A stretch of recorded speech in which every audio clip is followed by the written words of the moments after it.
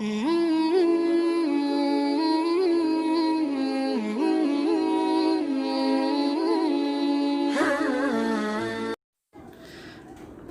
عليكم ورحمة الله وبركاته. كسر بقى channel كنا أصحابي ما تحرمنا كهرنا سيدا إيما أكونت لمبرك لوجد دليدا وهو ده لوجا سارة الله ودي على لمبر كان ميدا وليس لوجد استعمال إيمو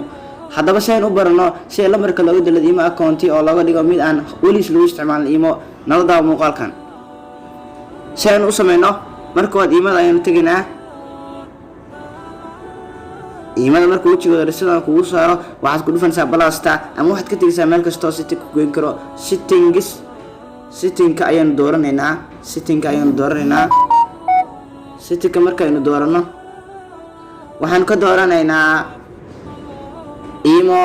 account setting ayaan ka dooranaynaa imo account setting markaynu ka doorano waxaan ka dooranaynaa delete imo account ayaan ka dooranaynaa delete imo account markaynu ka doorano waxaad ku dhufanaynaa delete account ayaan ka dooranaynaa oo kan ayaan dooranaynaa kadib delete ayaan ku dhufanaynaa calaamadan guduudka markaan ku dhufano waxaanu gelinaynaa lambarka aynu rabno inaanu daleeyno oo aan ka dhigno mid aan weli lagu isticmaalin imo account waa lambarkan delete ayaan leenahay kor ayaan ku dhufanaynaa kadib meeshan waxaad gelinaysaa adigu aad waxaad gelin ayaad waxaad leedahay delete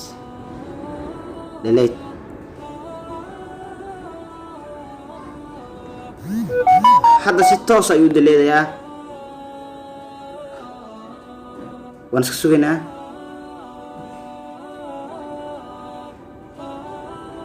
hadda waad aragtay inuu deleedo si aynu u hubino in lambarkan laga deleeday imo accounti aanu gelino lambarkii aynu waxaan kasoo gelinay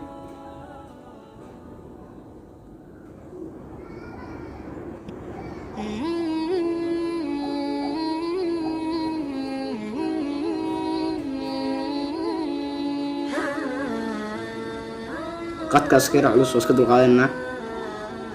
waad aragtaa marka iimadu aad ku xisatay lambar hore automatically si toos ay ku geenay iimadaada laakiin tan waa mid cusub magacaaga gasho ayuu ku bilaabay magacayaan gashanayaa waa tusaale oo kaliya magac cusub ayaan gashanayaa waa mid cusub musawirkan ka booday waad aragtaa wuxuu yiri hi maxamed welcome to imo team ku soo dhaw ayuu ku yiri imo